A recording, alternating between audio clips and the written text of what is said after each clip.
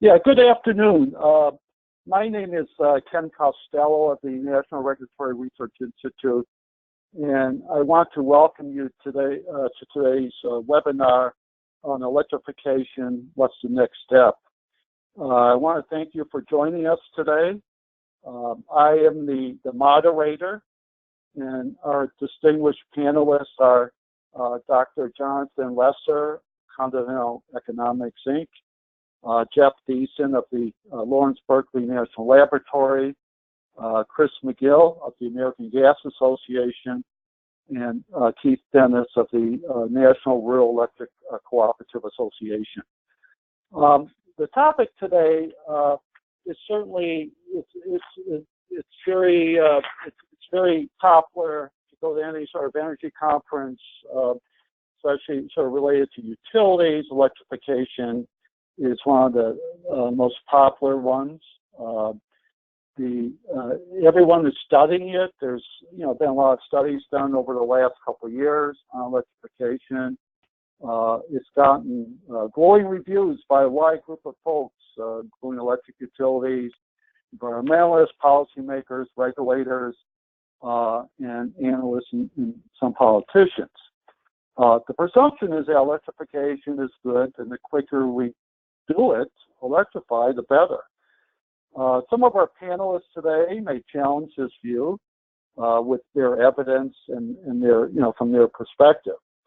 And certainly, energy consumers have ample opportunities to increase their usage of electricity for various end uses. For example, with heat pumps and electric vehicles. Heat pumps could have a significant effect as about 60% of residential energy consumption is for water and space heating. But the fundamental question, in my opinion, which probably hasn't gotten much attention so far is, so what if energy consumers stick with their fossil fuels? If that's their choice, and if we assume that consumers are rational with how they consume energy as well as the other products they consume, then sort of the question is then, what's the problem? The fact that electrification isn't ready for prime time yet, for some of the panelists may disagree with that, but that's sort of in accordance with consumers' preferences that we have observed for so far. Talk about that, these are new technologies. Some of our new technologies that may be immature, not economical, and consumers are reluctant to accept them, at least at this point in time. Advocates of electrification that refer to electrification as strategic electrification, smart, beneficial, efficient, and policy-driven electrification. Perhaps we should add to this lexicon electrification, artificial or subsidized electrification, market-driven electrification.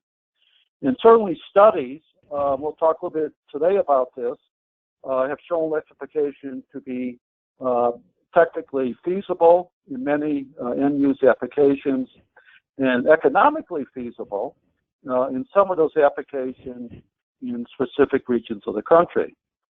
If you look at the advances in technologies, they seem to favor electricity over fossil fuels as we move forward.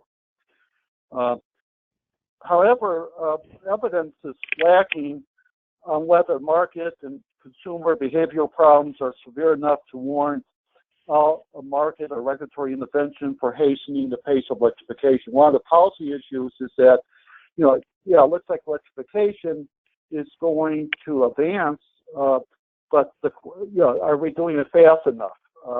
Should we prop it up by, through outside of the marketplace? In that case, the presumption is that if you allow the market to determine the growth of electrification, it's not going to do it in a socially optimal way. So I think that's sort of a basic question. So a sensible approach, which perhaps some people would consider, we'll talk about, is for both the utilities, the electric utilities, and the regulators to start thinking about whether barriers are unduly hampering electrification.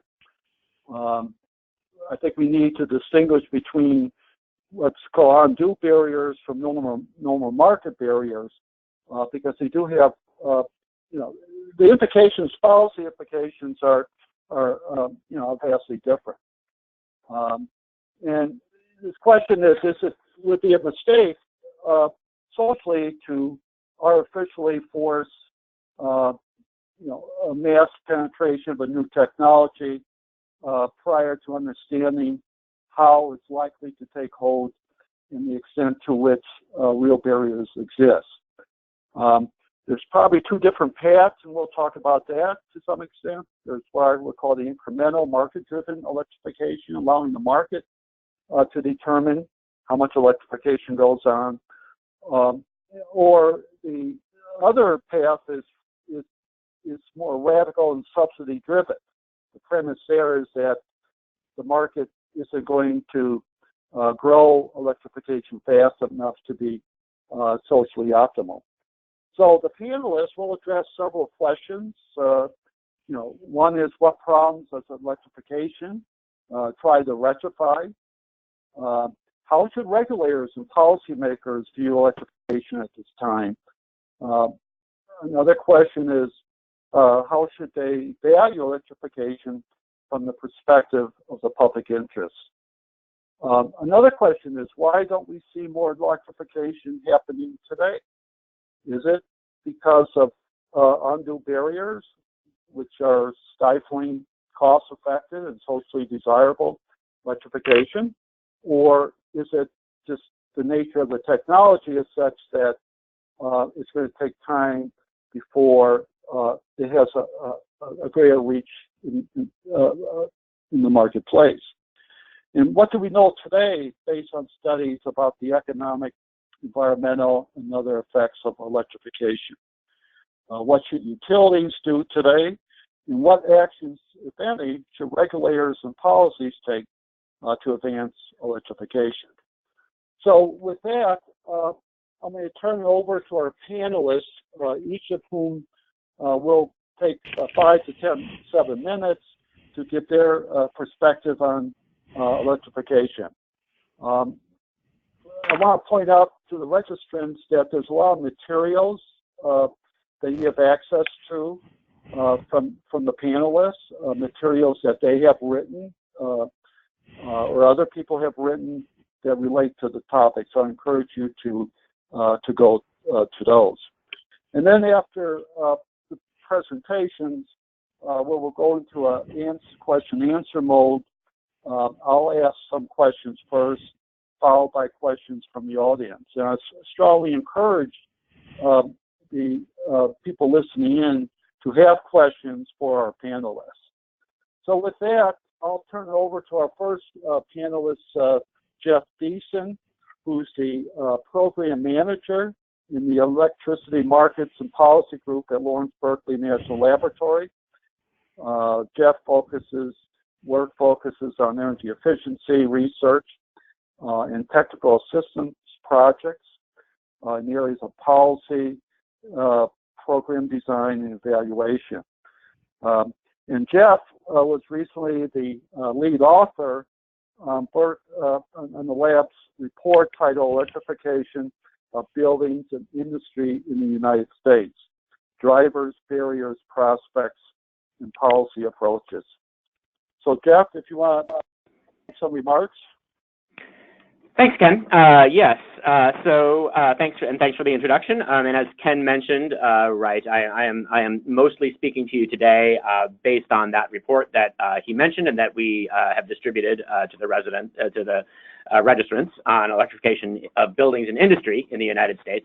There's also a second report distributed on transportation electrification. I was not actually an author of that report, so that's more distributed because of its pertinence to the topic, but I am not going to directly speak from that report today. So I'm going to focus on the ground we covered in our report on electrification of buildings and industry. And this report, just for context, the goal of this report, first, we weren't doing any terribly new primary analytic work in this report.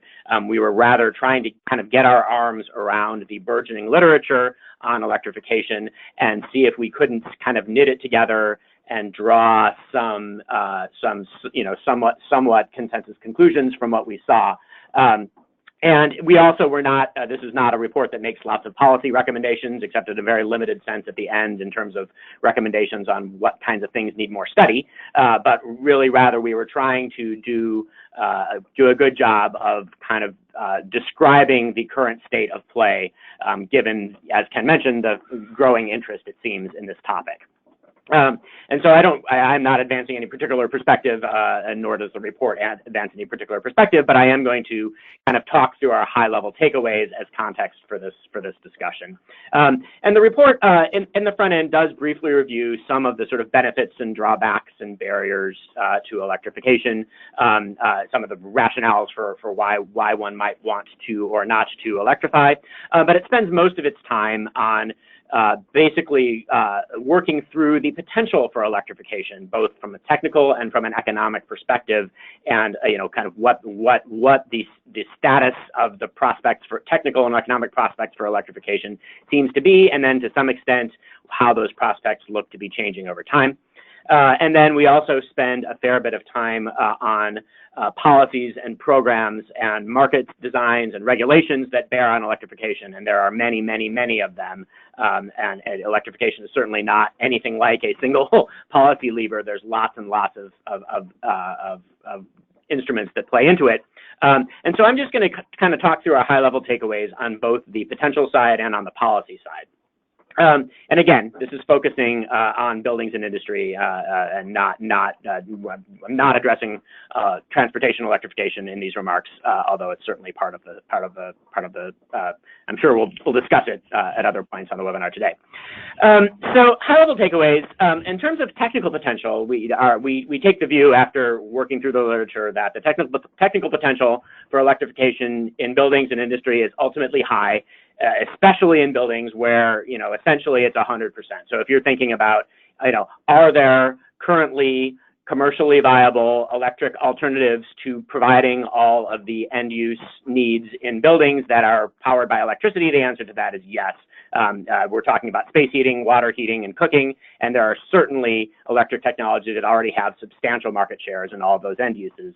On the industry side, it's a little less clear-cut, and there's not necessarily a clear line between technical and economic potential, but there are many, many industrial processes. There are many different types of processes, and many of those do not have ready electric substitutes today. But the building blocks for a lot of those processes are there, and electric technologies have emerged in industry here and there where the economics are favorable, which leads us to kind of a focus on economic potential as the real hurdle that a lot of electric technologies need to clear to achieve greater market share. And there, I think the central point biggest point I'd want to make there is that economic potential varies widely by a number of factors. And so it is not enough to sort of look at some national average of costs for an electric technology against a gas technology, and there's so many different factors that come into play, and those include, we talked through some of them in the report, where you're doing some sort of, where you're designing, for example, a new building from the ground up. That tends to be a lot more economically cost effective to design electrification in upfront than in a retrofit setting. That said, again, there are new settings where it is not economic in new buildings, and there are settings where it is in existing buildings. So it's not a hard, fast rule, but it is cheaper generally to design it from the ground up. There are situations where when we're talking about buildings electrification, we're often talking about heat pump technologies. A single heat pump unit can provide both space heating and space cooling in a building. And so when you're in a situation where you're able to avoid the capital cost of two different units by installing a single heat pump unit, that certainly improves the economics of that unit. The fuel displaced is important, right? So given the current costs of fuels, it tends to be easier for electric technologies to clear an economic hurdle relative to fuel oil technologies than to gas technologies, so the incumbent technology matters. And then there are also climate considerations are very important. So heat pumps for space heating in buildings. There are commercially available heat pumps that can meet heating needs even to very low temperatures, but those units are more expensive, and any heat pump tends to be more efficient and operate more efficiently in a milder winter than in a colder winter. So climate is an important driver for the economics of these technologies. On the industrial side, there are a few other factors I'll throw in. The degree of process complexity and integration is a big factor for the economics of industrial electrification, particularly, for example, where combined heat and power is used. So if there's already productive use of heat that is shed by one of these technologies, it's more challenging to redesign that technology into an electric alternative. And then there are several other factors on the industrial side that I'll reference you to back to the report to review in more detail in the interest of time. Quickly on policies, as I mentioned, there are just many, many different policies, programs, market designs that bear on this question of electrification and kind of could serve to kind of either push it forward or inhibit it.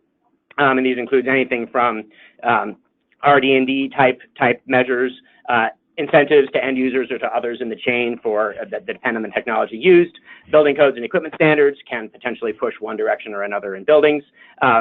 Target setting can be a big issue here. For example, energy efficiency targets can either sort of promote or potentially inhibit electrification, depending on how they update their baselines as people start using one fuel relative to another. There are a set of policies that we think might be a little bit synergistic with or encourage electrification, and those would include time varying rates. We think as those become somewhat more prevalent, many newly electrified end uses may go in at times that are fairly distant from system peaks. For example, space heating in buildings tends to be morning peaking and would go in at a time where time varying rates would be relatively low. And so that could be kind of effectively cheaper use of electrification of electric technologies than some other uses. And then there are also demand response programs or market design payments that for flexibility that offer payment for being able to move electric loads around. And simply the more potentially flexible electric loads you have, the more you might be able to benefit from those kinds of revenue streams.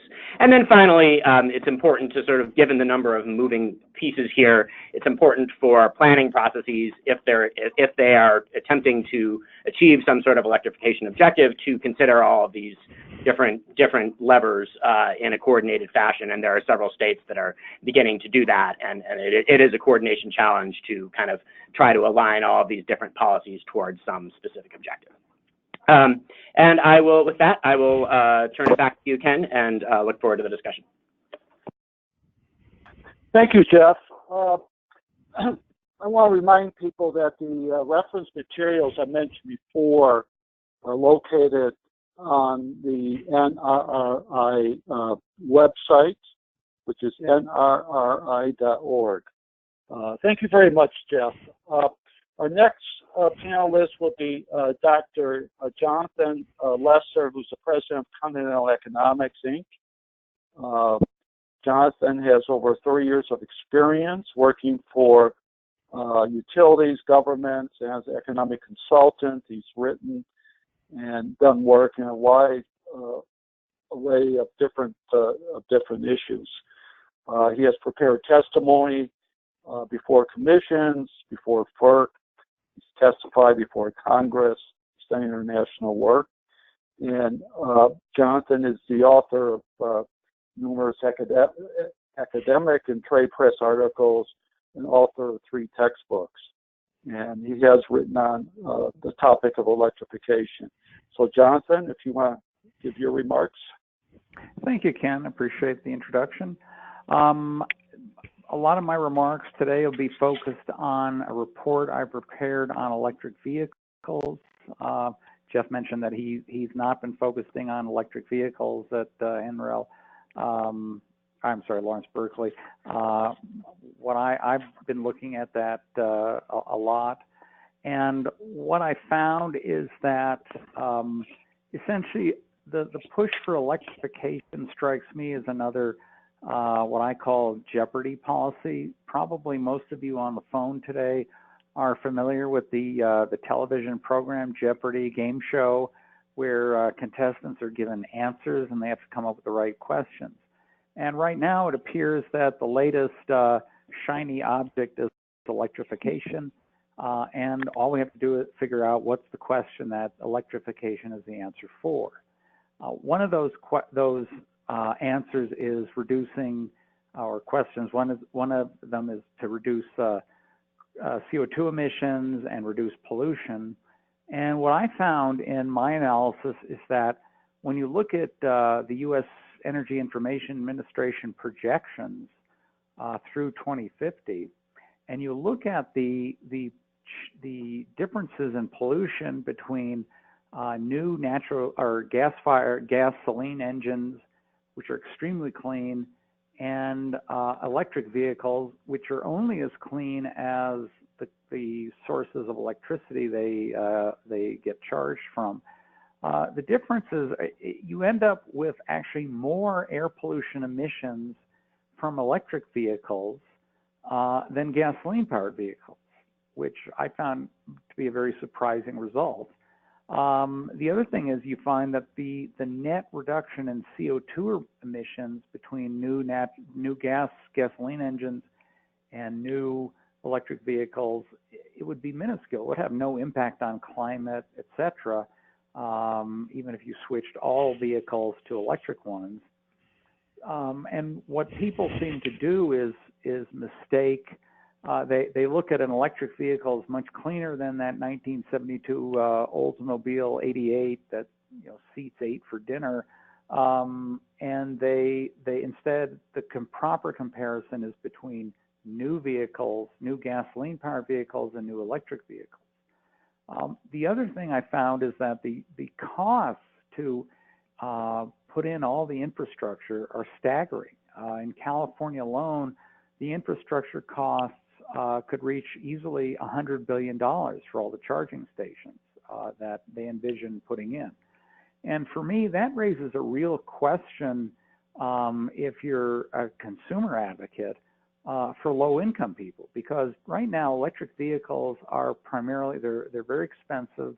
They're heavily subsidized, and lower income people who can't afford a $100,000 Tesla or even a $50,000 one, who cannot afford to put subsidized solar panels on their homes because they probably don't own their own homes, are going to end up being allocated a lot of the costs of electric vehicles.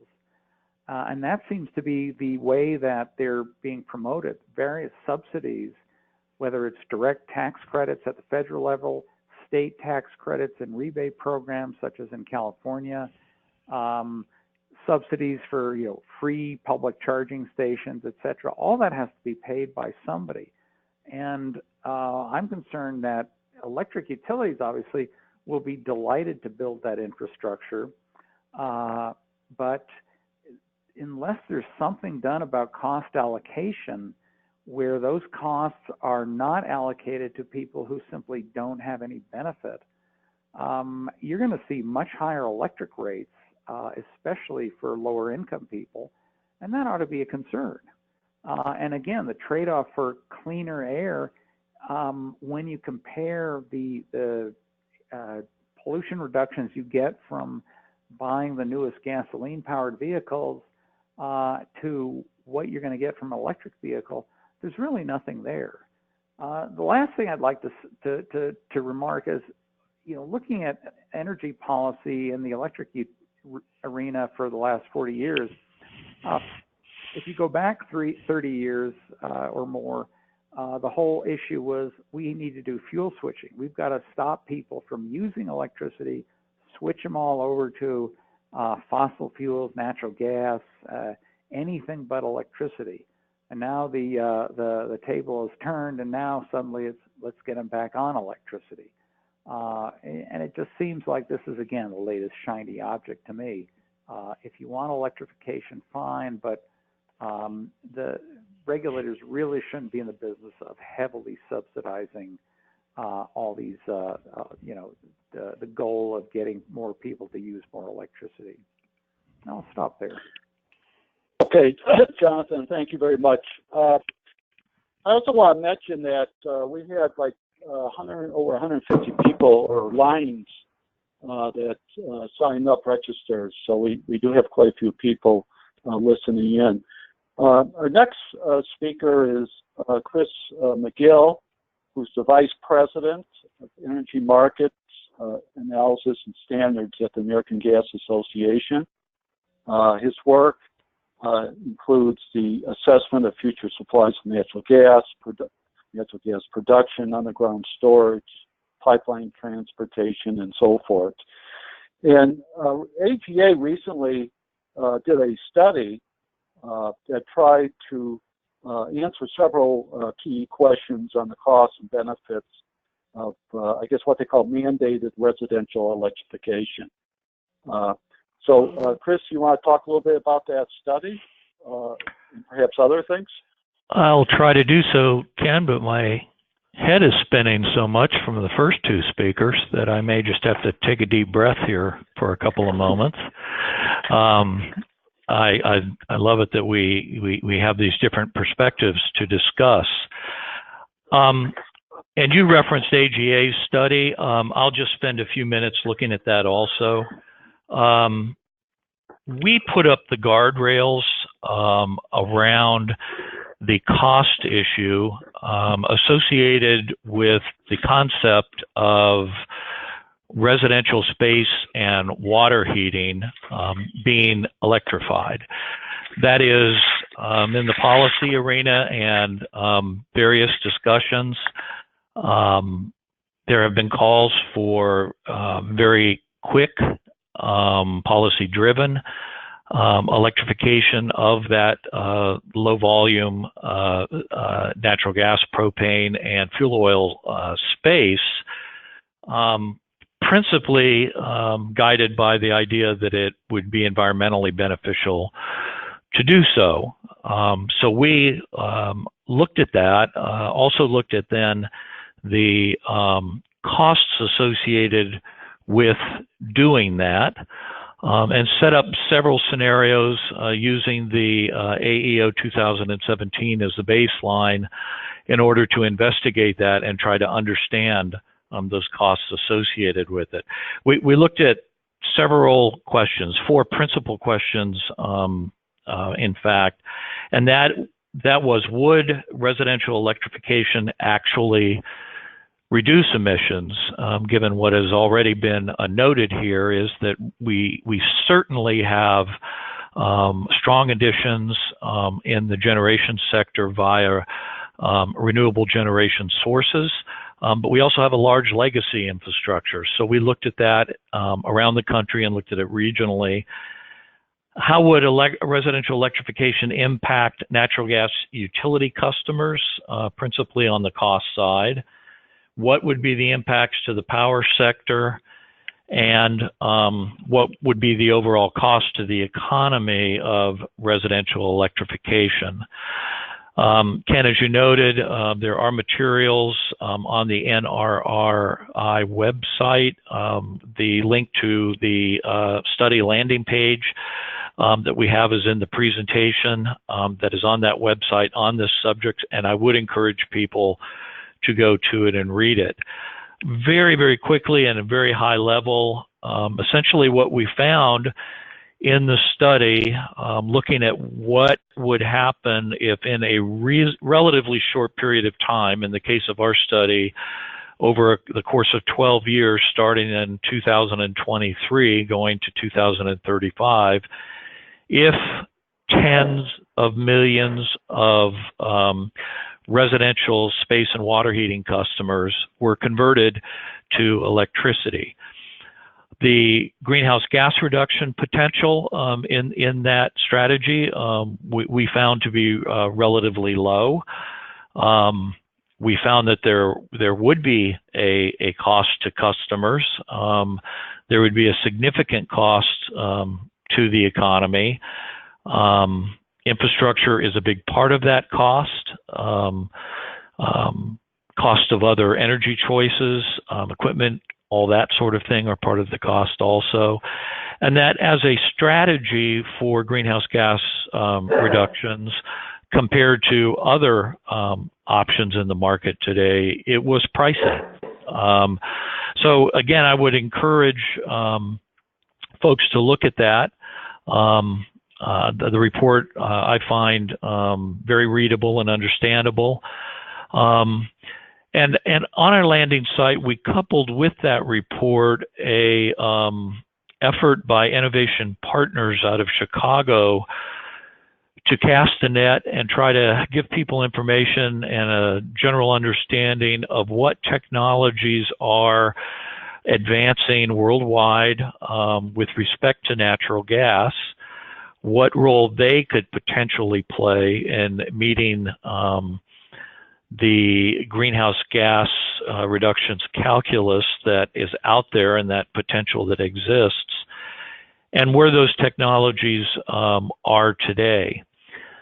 So rather than repeating a number of things that have already been said by both of our previous speakers, I just will note that in our research and in our work, we would recognize certainly that there are regional differences to this question. I mean, if you're looking at the specificity of a market like residential space heating, looking at equipment, looking at the climate conditions, all of those things, clearly there are regional differences with respect to this issue and to the problems that are presented by making efforts to reduce greenhouse gas emissions, but also trying to make efforts to make sure that consumers still have an affordable, reliable product in their homes.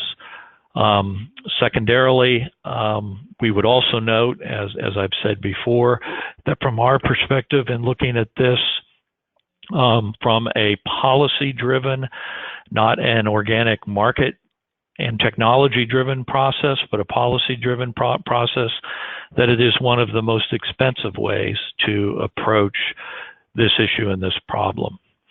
So with that, I'll stop there and we'll let Keith continue. Yeah, thanks, Chris, very much. Our last panelist is Keith Dennis, who's the Senior Director of Strategic Initiatives at the National Rural Electric Cooperative Association. And Keith joined NRRI 2012, where previously he worked for the Department of Energy's Office of Energy Efficiency and Renewable Energy. And Keith, I know you've written a lot and spoken a lot on this topic and what you call, I guess, beneficial electrification. So would you like to provide some remarks? Sure. Yes, I work for the Association of the 900 not-for-profit consumer-owned electric utilities, and we certainly have electrification in our DNA. We're the folks that brought electricity to the rural areas of 80 years ago, maybe their first light bulb, and we see a new wave of electrification. You mentioned that I did write a paper back in 2014 called Environmentally Beneficial Electrification. I think I coined that term then. And back then, this idea of a Jeopardy question where everybody was saying, hey, how do we, the answer is electrify, and what's the question? I don't remember it like that. There were laws on the books saying fuel switch away from electricity. The sentiment was the only way to reduce greenhouse gas emissions in the electric sector was to use less electricity. I think the question was, how do we deal with GHGs? And the answer was electrification. And there's a big consensus around that. If you look at all the major publications from all the major labs in academia, a low carbon future goes through electrification. You can't get to a low carbon future driving around in millions and millions of cars that burn gasoline. So I think some of the assumptions and assertions in those studies are just plain wrong, and we could go through them point by point, but I'll stick to my points about electrification. There's a few things to consider. There's some big long-term trends that are really driving this.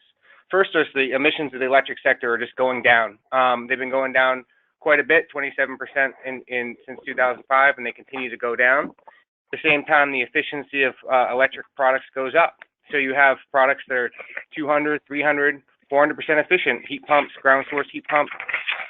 You have efficiency of appliances going way, way up, and the emissions coming way, way down. You got a double whammy, and you have a situation where electric products just become better from greenhouse gas perspective than their direct fossil fuel counterparts. And our studies show that in every state in the country right now today, even without those trends, it's better for the environment to use an electric car, and it's getting better over time. The other trend is that we need flexible loads to integrate renewables. Renewables just come online whenever the wind's blowing or the sun's shining, and so we need to find some loads that balance that. Things that you can use to harness that, so you're not curtailing renewable energy. And those three trends come together and really point to a need for electrification. It's important to understand that I talk about, and I think most people talk about, beneficial electrification. And this is the idea that this is electrification that benefits the consumer. This is all about improving the consumer's life with better products, or products that save them money or help the environment. The Regulatory Assistance Project has a definition that says beneficial electrification is electrification that's either good for the environment, good for the consumer, or good for the grid. It can't be bad for any one of those to pass their definition. And so if you set up a scenario where you're talking about just electrification, any old electrification, expensive electrification, electrification where we ban products or come into people's homes and make them switch out things, yes, that's expensive. But that's probably a bad way to do a good thing. We're talking about beneficial electrification, cost-effective programs, and when you do that, by definition, beneficial electrification is good. So the question of whether electrification is always good, you can electrify some things that it doesn't make sense to electrify, but there's a lot of things that it does make sense to electrify that would be beneficial. And it's important that we always keep that consumer at the end of the line, at the end of the end-use consumer in mind. These products have to be things that they want to do, and they have to be good for them. So I guess that one of the questions was, well, why aren't people doing this more? And I think back to maybe 80 years ago when people were sitting without light bulbs and saying, why isn't this light turning on? If it was a good thing, it would just happen. And sometimes it takes things to make things happen. And I think it's going to take some things to make this happen. There's laws on the books right now that say we have to use less electricity. That doesn't help electrification. There's things that say electricity is using the emissions that they used 5 years ago. All sorts of things that need to be corrected in order to make this an efficient system. So with that, I guess I'll pass it on to the questions part. Okay, thank you very much, Keith. I encourage the audience to submit questions. I don't see any yet. I may want first, probably Jonathan, maybe to respond to some of what Keith just said, since there seems to be a difference of views there.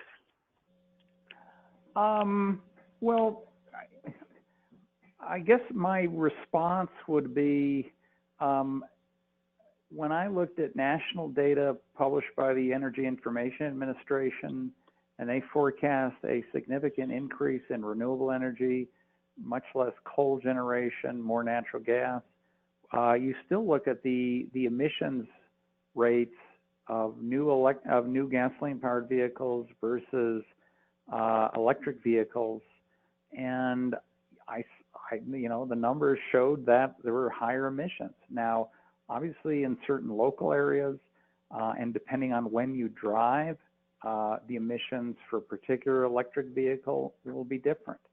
The idea that you're going to essentially electrify with all renewables, and you're going to not only meet current electric demand with renewables, but you're also going to meet the additional demand which would roughly triple or quadruple total energy use, total electric use to meet all energy use with electricity, and do it with renewables is simply numerical fantasy.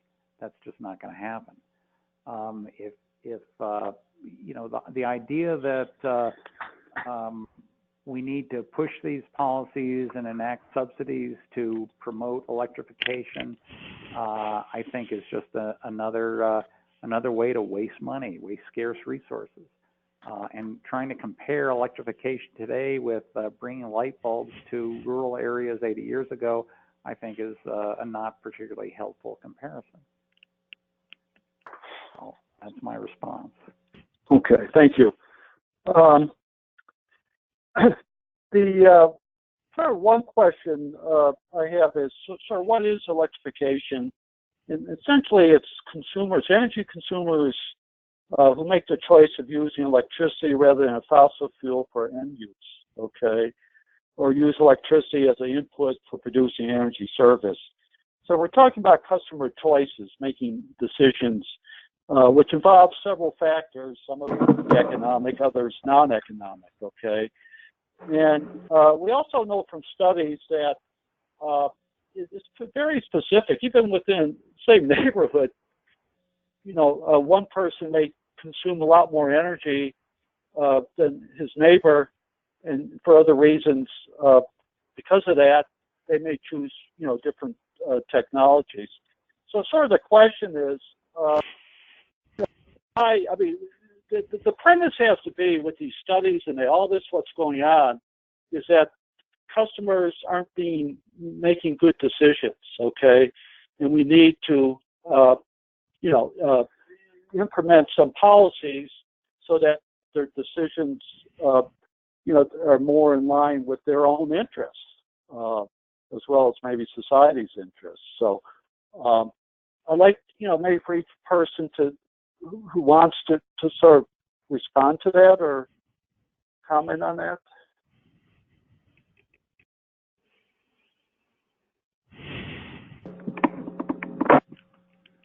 Well, go ahead. Sorry, no.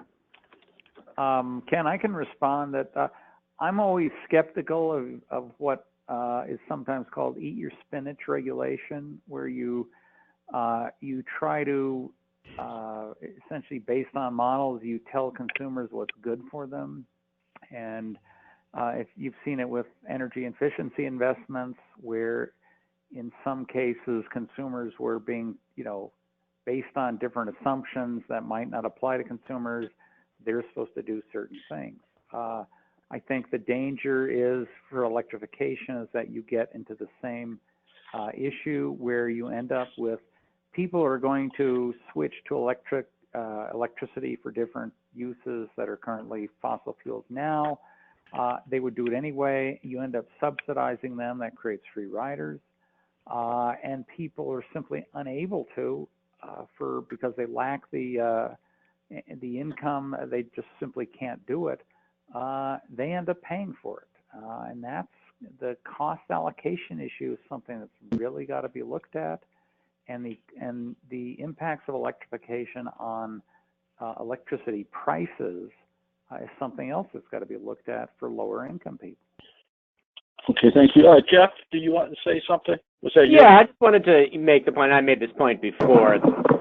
You know, when we talk about sort of, you know, the notion of sort of some sort of intervention in these markets regarding electrification, I guess I already made the point that we have a lot of policies and mechanisms and programs in place already that, you know, that bear on these decisions for one reason or another. And so I just wanted to, you know, note that it's not like we can say that we have this, you know, setting right now where, you know, I mean, where there are no distortions and no interventions that bear on this. I mean, whether or not there are distortions is an open question, right? I mean, all of these policy instruments were, at some level, introduced to attempt to correct for something that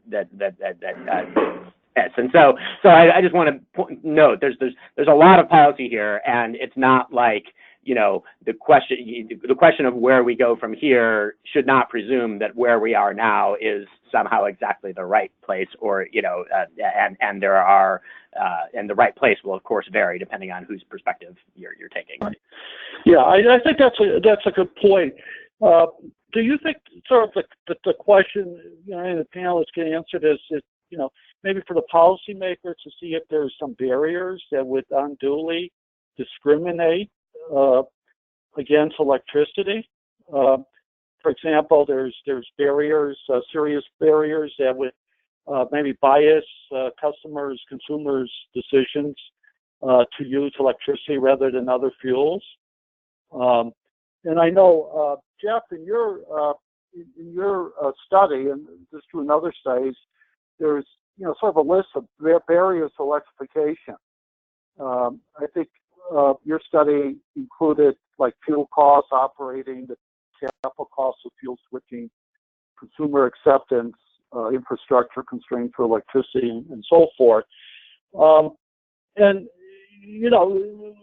does that sort of imply that because of these barriers, and something needs to be done outside the what's currently being done, I guess, in terms of policies and regulations, or some of these barriers are sort of normal market barriers, which does stifle the dissemination, diffusion of a new technology. But yet, if you try to intervene to accelerate it, then the benefits may be less than what the cost would be in doing that. To me, that's sort of the real policy question. And does anyone want to comment on that?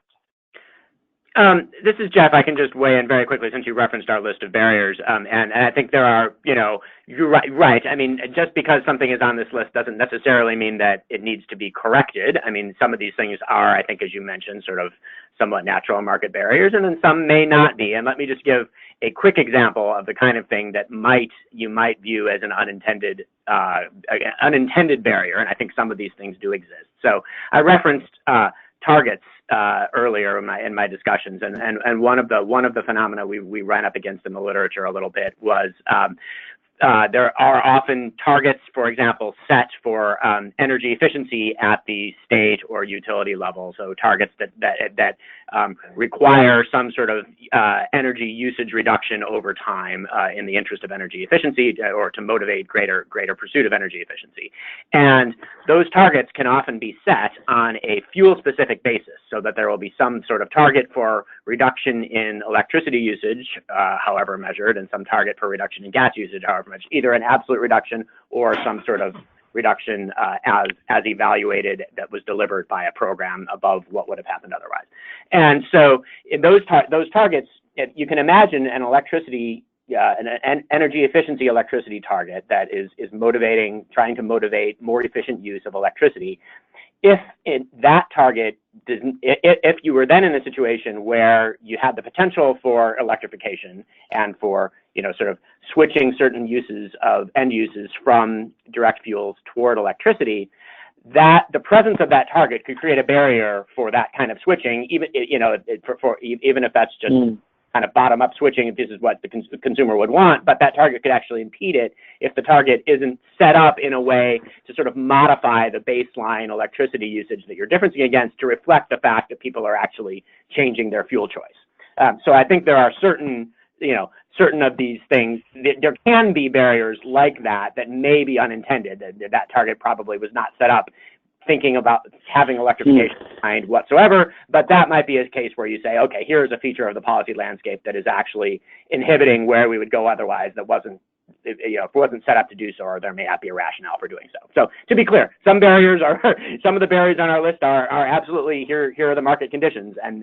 whether that or not that requires correction depends on your policy objectives, but there may be unintended impediments there as well. Okay, Keith, do you want to respond? I mean, which barriers do you see out there? I think some of the market barriers are the same type that you see with energy efficiency. If it's imperfect information or split incentives or just the lack of capital. I mean, there's a lot of things. that are in that realm. There are certainly the things that was just mentioned where, say somebody's in a state where they're saying, let's set aside a pot of money to reduce the amount of kilowatts this state uses, because that's the way that we're going to reduce CO2 emissions. But there's a situation where if that person switched to electricity, and they might be more comfortable, they might reduce emissions, and they might save money, but they've added kilowatts, and so that could go against that goal. There's other things that are just sort of, maybe 15 years ago when numbers were all static, folks decided to put a rule of thumb into a law that was a static number. Maybe they're using emissions factors that are 5 years old. Maybe they're using emissions factors that are 10 years old. Maybe they're using rates that don't reflect that sometimes energy is cheaper in the middle of the night than in the middle of the day. A lot of the assumptions that are probably not promoting electrification, you can sort of maybe find in some of the studies that are on the NRRI website. I mean, from our policy perspective, if you take, for instance, in this study, I'm looking at the vehicles and say, well, all vehicles are going to be electric anyway someday. So any subsidy for electric vehicles is just sort of futile, and all it does is move it a tiny bit because they're all going to be electric anyway, so let's not do anything. Or you say, it's not big enough.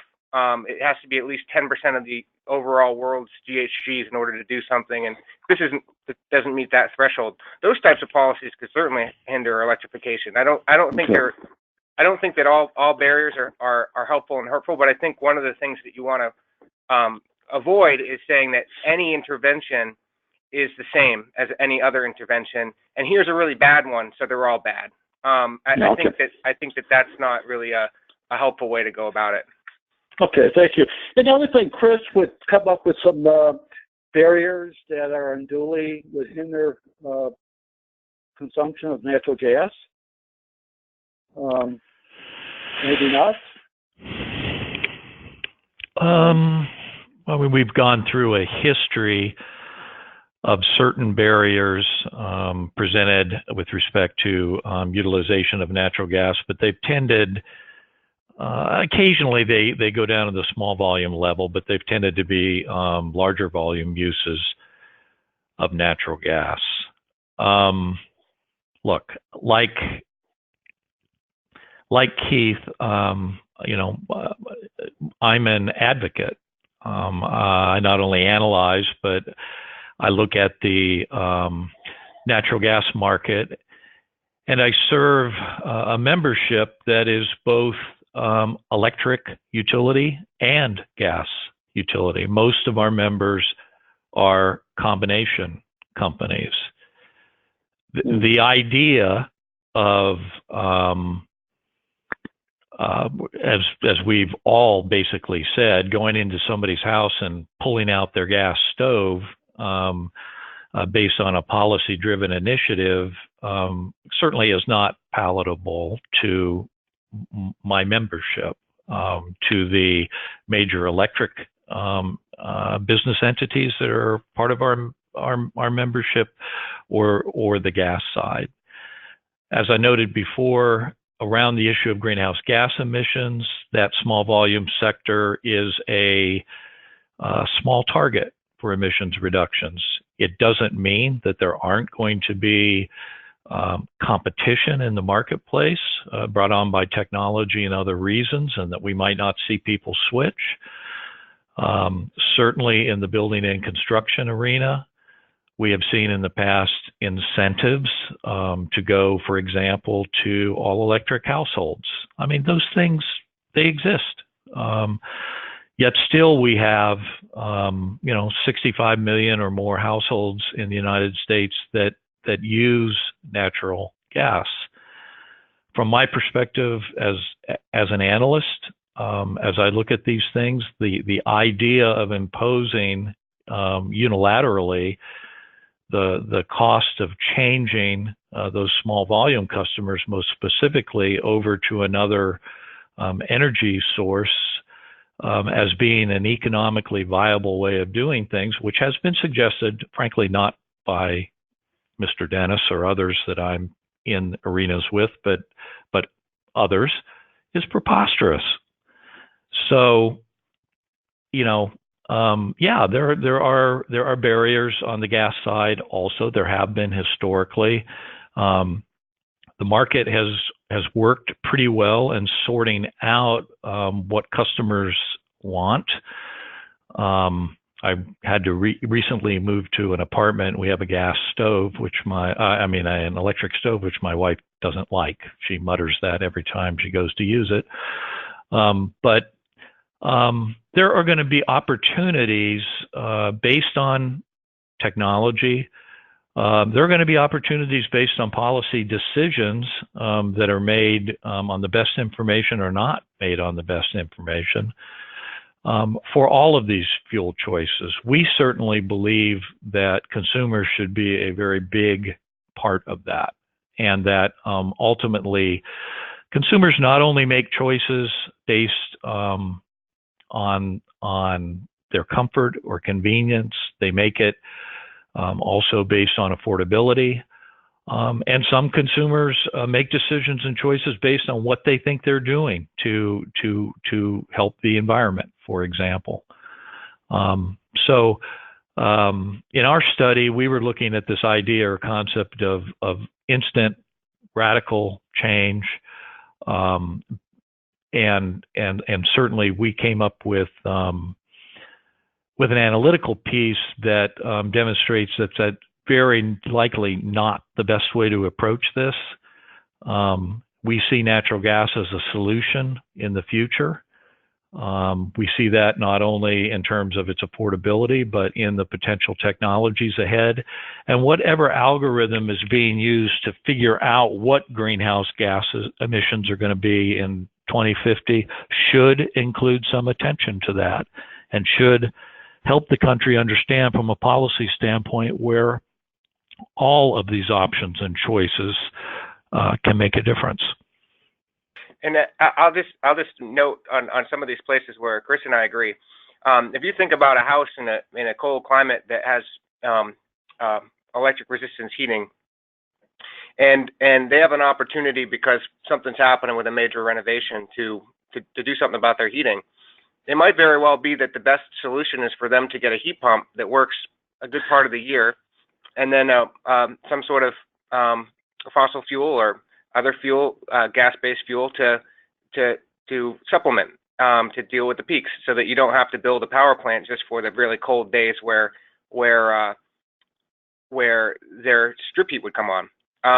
And so even down the road, dual fuel systems that involve other fuels might be best to be put in. And would you want an incentive to make that happen? It might not happen if the consumer's just left to their own devices, their own capital that they have, their own information they have, and the person with whatever they have on their truck. So it's much more complicated than one or the other. And I think it's not always helpful to see it that way. I think at the end of the day, just like Chris said, I don't see co-ops as someone who says you can't have a Ford truck anymore that burns gasoline. We're gonna tell you you have to have electric, or you can't use your grill, or you can't cook on gas. I don't think that stuff is going to be productive, because I don't think it's going to be popular and politically popular. But I think that there's just poor ways to implement any strategy or any program, and I think that one of the things that Chris's study points out is that there are poor ways to do it, and it would be expensive. And I definitely agree with that. Okay. Let's take some questions from the audience. One question is, outside of heavy-handed policy, does consumer education about the benefits of electric technologies make sense, and who should do the education?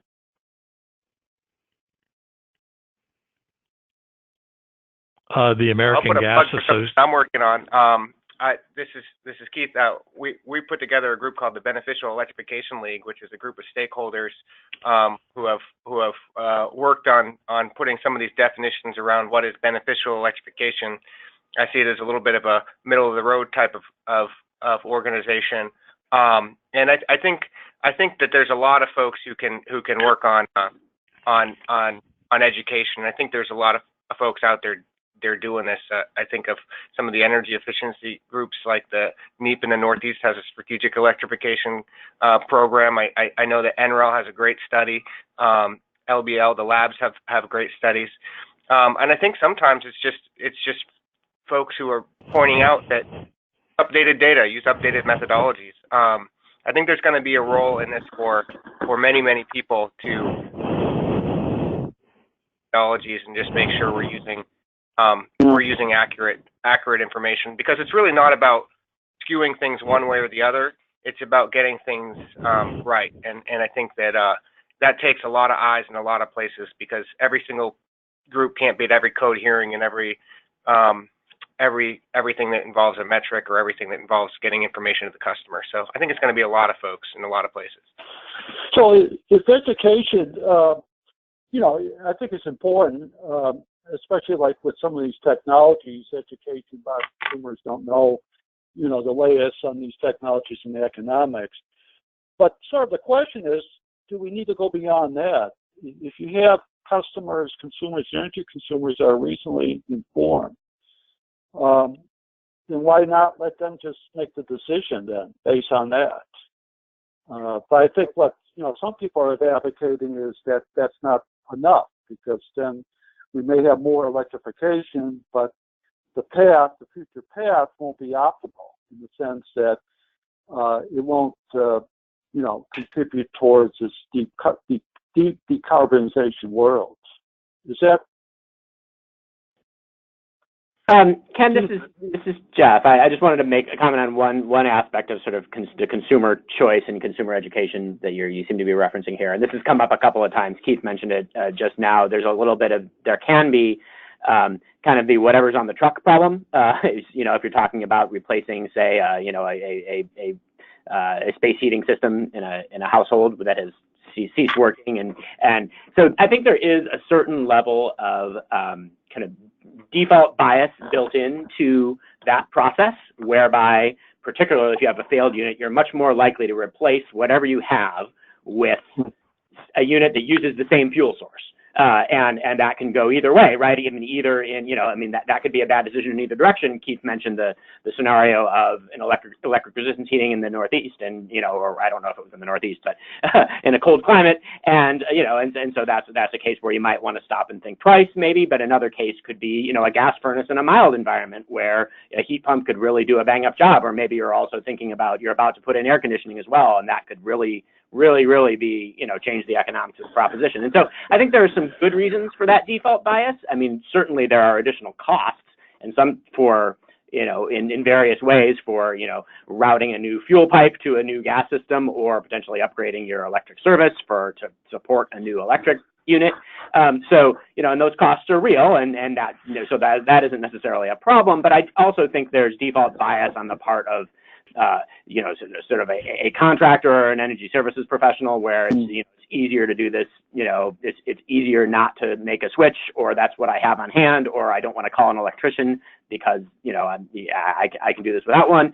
And some of those are, I think, some of those biases are not necessarily in the interest of the consumer, and that's where I think some sort of consumer awareness and education is motivated, and thinking hard about the incentives that everyone in that chain has, and trying to align them as much as possible in the consumer's interest to make the right decision.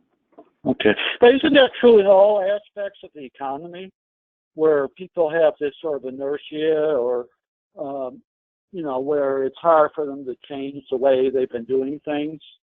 I mean, that's, you could think of countless examples of where that's the case. Just investments, for example. I probably should move my investments around, but I don't know, it just takes too much time, and I just don't do it. And again, in those cases, it's sort of it's left up to the individual to decide that. And I would think the vendors, those people who could profit from, customers converting over to electric vehicles or heat pumps, to provide that information to consumers so they can make, the best decision. So what makes this a little bit different, I guess, in terms of energy? I think you can do a lot of different analogies, but I think there is a public benefit here. If you think about something like, say, we had never invented the flu shot before, and all of a sudden the flu shot's available. Nobody's using them now, but people have to start using them on a big scale. And then there's rumors out there that these things will kill you. Nobody's willing to sort of try them.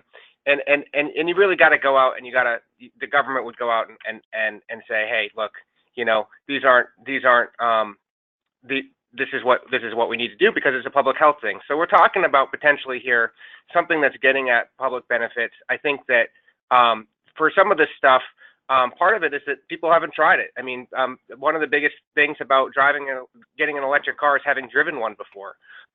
Some of these things with some of these other products, it's hey, that won't work. And what they're saying in some of the academics is that this is more like a contagion model where people actually start using this stuff more like they catch a disease. That's how the models work. They see somebody that has a car, they drive it, they like it, they try it. And I think it's gonna, if we're saying the outcome that we want is a future that's got a lot less CO2, the path there that we know of has a lot more electrification. It's going to take a lot of folks to get to those scenarios where we have that, and just sitting back and saying, well, if flu shots are good, everyone will just do them eventually. We don't need to talk about it or market it, or if electrification is good, it will just happen. People will know. I think that there's got to be some sort of role there for a lot of voices to especially as the consensus continues, and I think that's going to happen. The consensus is going to continue more and more as the delta between the emissions of electricity and the benefits of electricity go up relative to other fuels. And I think we're seeing it first with some fuel oil type things, and eventually we'll see it in some other sectors. And maybe gas will have more renewable gas, and we'll see more HP, and we'll see more at the power plant. So there's all sorts of things that will happen, but I think there's definitely a role because it's a public benefit in the end. However, yeah, go ahead. Yeah, Ken, I'm going to go back to your analogy. This is Chris McGill. Actually, history shows us that you shouldn't be moving your investments around. Put them in the right index type fund, and you'll do just fine. Part of the problem around this education issue is all of the things that you hear and all of the really not fact-based issues and parts of this discourse that cloud the messaging. In the natural gas arena, natural gas has helped air quality in this country. Methane emissions are being reduced just at a time when production is going up. Natural gas is affordable. If you want to view that as a barrier to electrification, yeah, it is, but it's also a benefit to our economy and our air quality and many other things. So, education around these issues is important. I would agree with Keith and all of the other speakers. It's extremely important. The discourse around the subject is extremely important. And if one use of energy in this country seems to bubble to the top in the country, in the region, for a specific application, if that is going to be the electric option for transportation in this country, it's going to happen. We will see it. With respect to this idea that a consumer might choose to stay with a fossil fuel, let's say in this case in natural gas in a space heating application, analytically looking at it, looking out to 2050, trying to understand what is happening in buildings, what that pathway is going to be. There's a thoughtful pathway for doing that, utilizing natural gas in that algorithm too. So, education is extremely important. How do we do it? How do we do it fairly? Those are very, very good questions. Yeah. Yeah, I think I think some of it comes down to people's value judgments. There's some people who would argue that if we stay with natural gas too long, we'll never reach this target, this 80 by 50 target. All right, even though natural gas has high economic benefits, has other benefits that if we continue to stay with natural gas, we'll never meet that greenhouse gas target. So anyways, there's another question concerning electric vehicles. Given the substantial economic utility ratepayer benefits of transportation electrification, well, not everyone would agree with that, I guess, on this panel. What's the best way for utilities to encourage adoption of electric vehicles? So what's the role of the utility to be? Assuming that electrification of vehicles is a good thing. And certainly utilities could, they could own the charging stations, they could manage them, they could market it, education, they could interact with the vehicle manufacturers, and they could provide the critical infrastructure. But, and I think most of you probably don't deal with electric vehicles so much except Jonathan. And, Jonathan, well, I'll mention from the utilities perspective some things that you can do. I mean, I would be the first to admit that this is a new area for utilities, and people base their choice on vehicles largely probably outside of their interaction with the utility, and the utility only has a certain amount of time to actually talk to folks. But some of the things that can be done is definitely around education. It doesn't hurt to work with dealerships. To make sure that they're not pushing people away from electric vehicles. It's good to say, hey, here are some opportunities to drive a vehicle.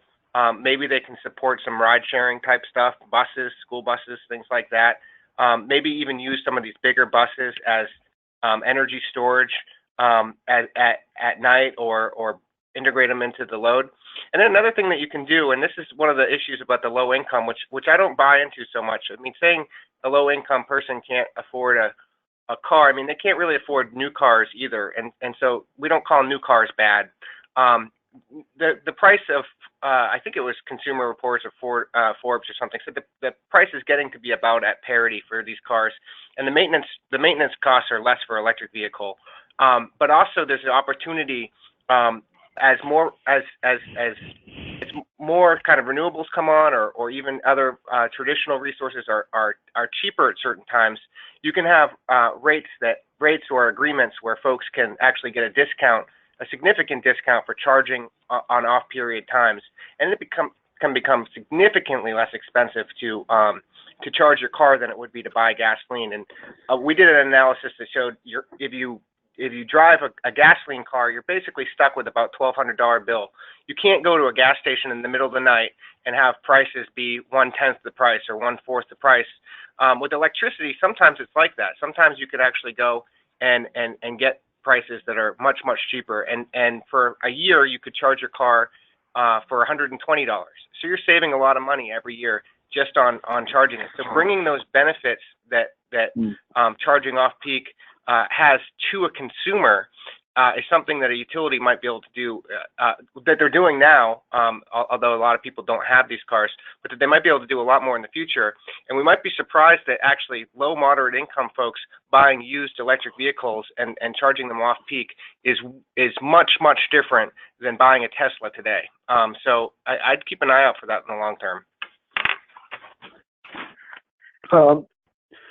There's some of the advocates of electric vehicles have pointed out that there's what's called infrastructure gap, a lack of charging stations, that there's a lot of interest in electric vehicles, but there would be more if consumers potential consumers didn't have this anxiety that there may not be public charging stations, enough of them.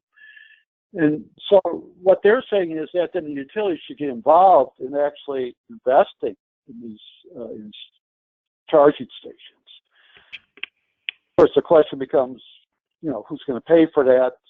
Whether it's all consumers or the shareholders of the utility or customers who benefit. So, and Jonathan, I don't know, do you have any views on that?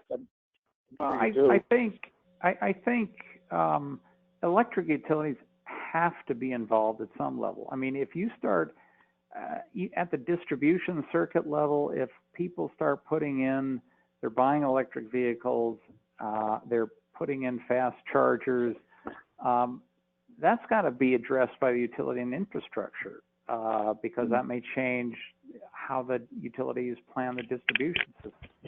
I think the same is true for public charging systems. The utilities are going to have to be involved. I don't think utilities should be granted any sort of monopoly on installing charging infrastructure. To me, that's inefficient. But you can put that out for competitive bid or something that does not address the issue of who pays for it, but you want to have the installations done as efficiently as possible. And no matter who does it, the utility has to be involved because of peak demand issues. And one other question one other comment on the, charging at night, et cetera. Well, that's possible. You have to start installing, you have to have time varying rates, and you have to have new meters, which are extremely expensive. And some regulators have been finding that the benefits they thought that time of use metering would provide have not materialized. So again, it's just this is just not a slam dunk. Oh, this is good type of issue. It's complex, and there's a lot of efficiency and equity issues that need to be addressed. Okay, thank you. Another question from the audience is that since not all applications lend themselves equally well to electrification, how would you prioritize electrification efforts across different end uses or technologies?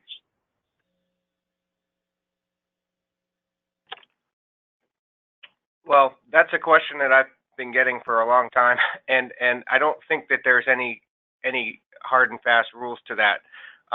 It really depends on what you're trying to do, not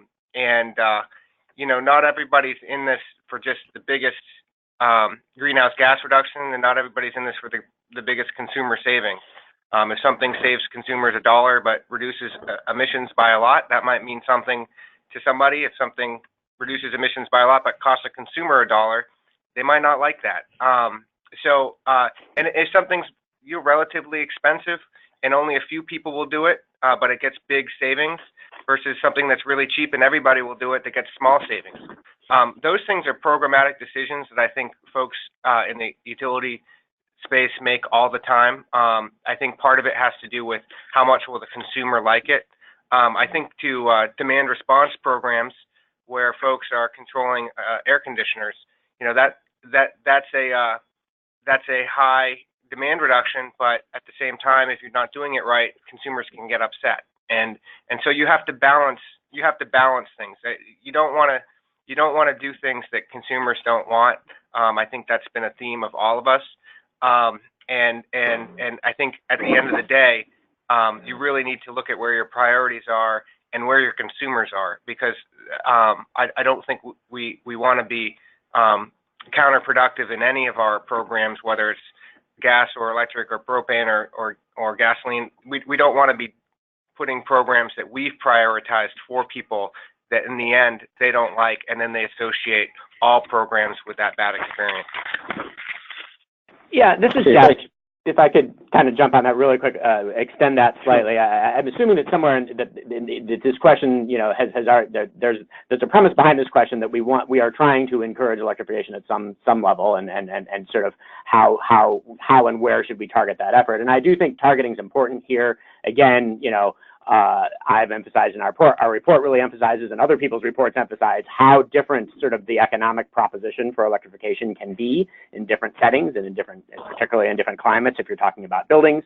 And so, I think it does make sense to kind of pay attention to where where efforts are likely to be, consequential for people's decisions. I mean, you certainly don't want to be focusing a lot of attention on improving the customer economics of electrification in places where those economics are already favorable. You're begging for free ridership in that situation.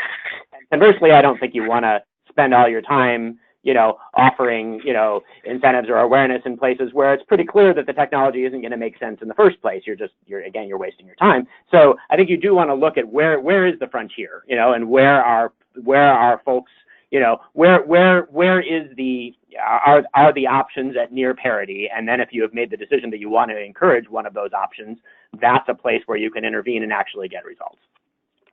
Thank you. There's a question with regard to, I think, what Jeff's mentioned of what's called economic potential of different technologies. How should policymakers interpret those, studies? Because basically the potential looks at what's available out there today, technology, and looking at the costs versus alternatives. Okay. But my understanding, a lot of these studies are sort of based on the averages, right? I mean, they're limited in how they should be used by regulators or policymakers. Jeff, you want to comment on that?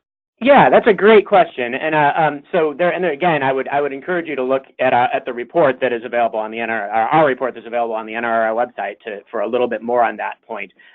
That's so. I think that's right. I think that, and we review both some national studies, some more regional studies, and then actually a couple of local studies that go very in depth in a couple of cities on a really detailed comparison of the economics of an all electric, for example, an all electric building versus a dual fuel building. And I think all of those different levels of study have merit in different ways. I think the commenter's suggestion that it's a little difficult to know what to do with some sort of national average result is exactly right. Mm-hmm. I think, very few buildings or consumers are at the national average in all respects, such that really tells you directly, about that, which option is more likely to be favorable for more people. But nonetheless, so one of the national studies that we looked at in our report, and this was by the National Renewable Energy Laboratory, our sister laboratory, was trying to sort of forecast how that national comparison would change over time. And I think there is information there. That study,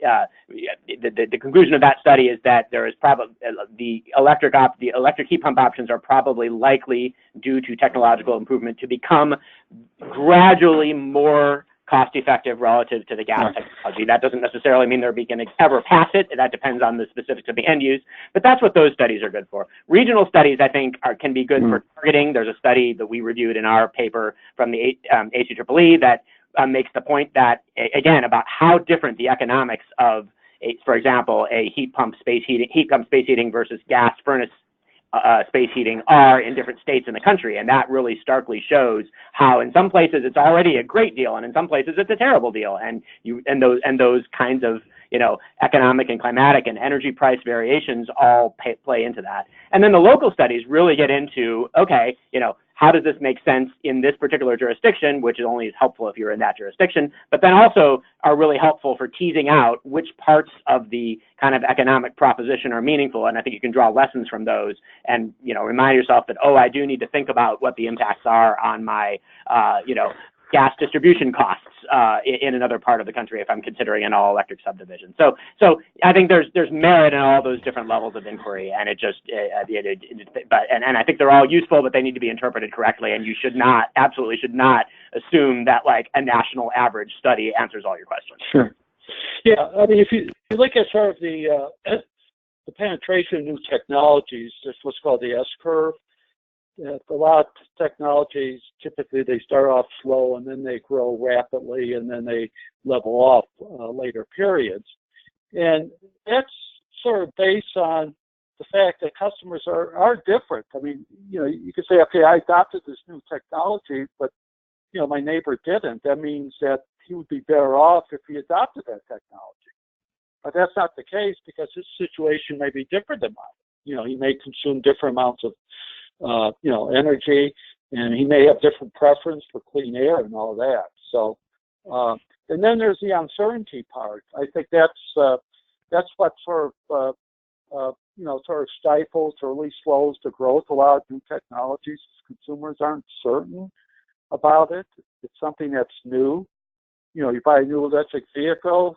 Gosh, are there enough charging stations? The technical parts of the car, how reliable is it? Is something new? So I think, once that uncertainty gets mitigated, then you're going to have more people adopting that technology. There's a question I have is, how do we expect consumers to pay for all the new equipment they will need to electrify?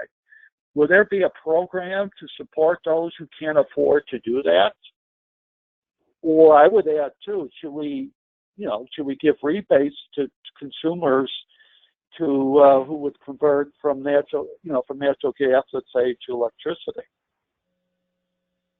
And if so, what would be the reason for doing it?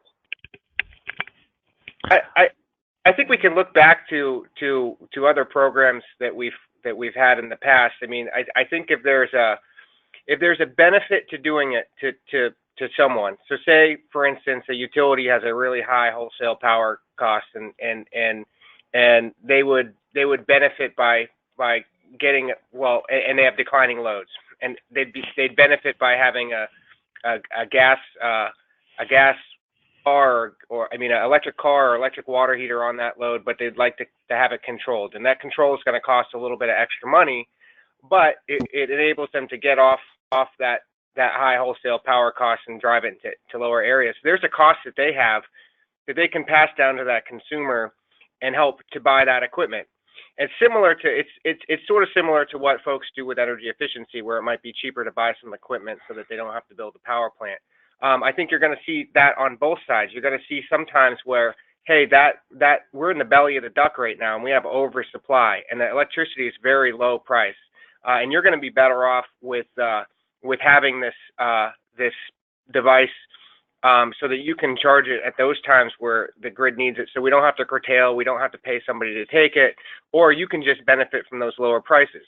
Sometimes it might be that there's a time of use rate offered, and then you need to figure out how to pay for that meter. Other times it might just be the utility says, hey, do you want to have a steep discount on something, because we're going to see a benefit if you let us do a program where we'll help you to be a flexible load. And so I think that these costs can be justified. They can be passed to the customer. And the more times that you can do that to make it beneficial to the customer, the more beneficial electrification you're going to have. But I don't think that you should be looking at tons of situations where you're just finding money to pay for things to just do stuff. I mean, I think that's sort of a universal message that you want to avoid, because shiny objects, sometimes people go that route, and you have to, that's one thing to guard, because you can overshoot things and you can do things that aren't really economically good for everybody. Okay, thank you. Any other comments on that?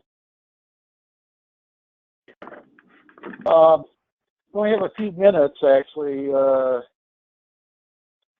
I think, so there is a cost. I mean, sort of the impression one gets sometimes is when you listen to people supporting electrification, that it's a free lunch, it's a no-brainer, that we need just a political will to do it. The technology is out there. And I would like to, maybe end up with each of your views on that particular question.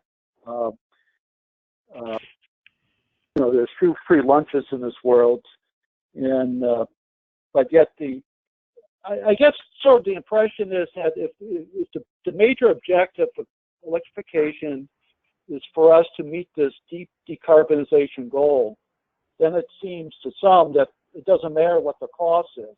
We got to do it, then we have to electrify. So, any response to that?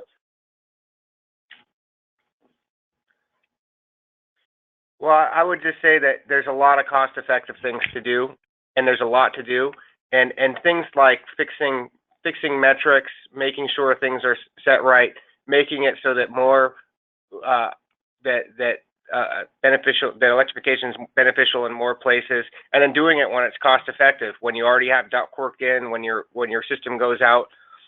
Those things are the place to start, and I don't think there's a lot of cost to it. I have friends who their system goes out and they basically flip a coin. They ask everybody on Facebook what they should do, and usually they go with whatever they had before. But that's not saying that they're making the most economic decision. They just sort of decide. And I think there's a lot of times where folks could go towards a cost-effective solution. Wouldn't cost society tons of money. There are times where you could completely decide that you want to be cool and you want the highest efficiency technology, you want the Tesla, and that is going to cost money. There's all sorts of different ways to do it, but there's a lot of cost-effective stuff out there. Ken, this is Chris McGill. One of the purposes of our study in looking at the cost of policy-driven electrification was to help create the conversation that we're having right now. That the process is thoughtful, that information such as Mr. Deason and Mr. Lesser and Keith have discussed here, along with what I've discussed, are a part of this narrative, that we are talking about it. Maybe there are some slam dunks out there, but there's probably not that many. We're all saying here, and I won't speak for the other people, but having a thoughtful, robust discussion, understanding what your priorities are, what you're trying to achieve, asking the right questions, all of those kinds of things that have been out there or discussed in the context of just this 90 minutes was precisely the purpose our membership, both power and natural gas companies, where they wanted to see this issue go. So I appreciate your efforts to put this together, and am very grateful for all of the comments that each of the individuals has given. Thanks, Chris. Jonathan or Jeff, any last remarks? I would just say I would agree with Chris that it's not a slam dunk. The free lunch stuff just hasn't, that's been promoted for decades and it's never panned out. There are always hidden costs. There's hidden uncertainties that affect those costs. And I think what I would recommend is you look at ask yourself, what's the problem that we want to solve, and then try to identify the lowest cost solution to that problem. Thank you. Jeff? Sure, yeah, I guess, I take the position that electrification is very difficult to describe as a single thing. It is not a single thing. There's just an incredible variety of end uses and technologies that we're talking about here. And so, are there places where, I don't know exactly what free lunch or slam dunk means, but, there are certainly applications where switching to an electric technology makes all sorts of sense, yes. And in those cases, probably a lot of people are doing the switching already. Maybe in some cases there are some of these unintended barriers that we need to rub out to make sure that people can do what they really want to do. But, and then there are other cases where absolutely, certainly not. It is not, a lunch or a slam dunk. And so I don't know how to respond to that. And in some, I think it's really important to and the end users that are out there and of the people who are making the decisions. Okay, thank you, Jeff. Well, that ends today's webinar. And certainly, I think it was a good dialogue, different views, which is, I think, is good to advance the ball along. We did have people that, disagree with each other in a civil manner and articulate their differences, which is great. I want to thank everyone for listening and participating. And special thanks to the panelists who participated in this webinar. NRI's next webinar is on October 17th. The topic is the Carrier Access Fund, Where Are We Now? So thanks again, everyone, for tuning in to today's webinar, and good afternoon.